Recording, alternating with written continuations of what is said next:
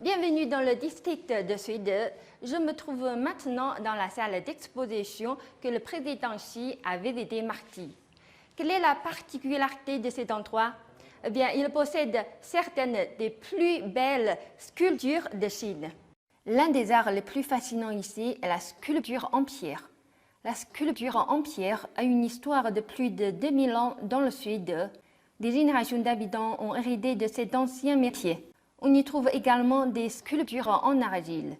Pendant des siècles, cet art a été utilisé pour créer des êtres célestes dans les temples bouddhistes et taoïstes. Le district à lui seul compte des centaines de temples, ce qui permet à cet art de prospérer et de se transmettre. Le district de Suide est connu pour sa riche histoire culturelle. En plus de la sculpture en pierre et de la sculpture en argile, il est également célèbre pour le découpage du papier, le yang, qui est une danse folklorique rurale populaire, et le sona, qui est une forme d'art local.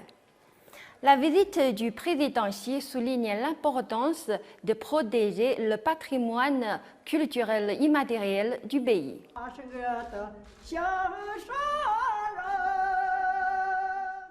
Depuis 2014, le président Xi a visité de nombreux sites culturels. En mars, il a visité une exposition de reliques culturelles à l'Académie de Dunhuang. Le mois dernier, il a inspecté la résidence de montagne de Chengde, un site du patrimoine culturel mondial de l'UNESCO. Son empreinte signale une nouvelle ère pour la protection de la culture traditionnelle du pays. Maintenant, pourquoi est-ce important? Le président Xi a souligné à plusieurs reprises que la promotion de la culture traditionnelle préservait notre quintessence. Il pense qu'il est crucial pour le peuple de mieux comprendre la civilisation chinoise, parce que les histoires du passé peuvent aussi influencer le présent et l'avenir.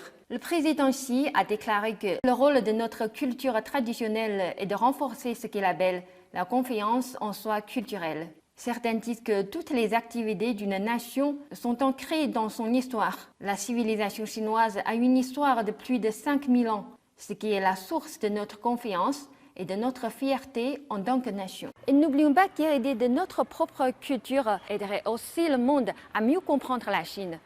La Chine suit maintenant son propre chemin pour construire un pays socialiste, fort et moderne. Le monde a besoin d'entendre la voix et le point de vue de la Chine. Et le président Xi a indiqué une manière d'y parvenir.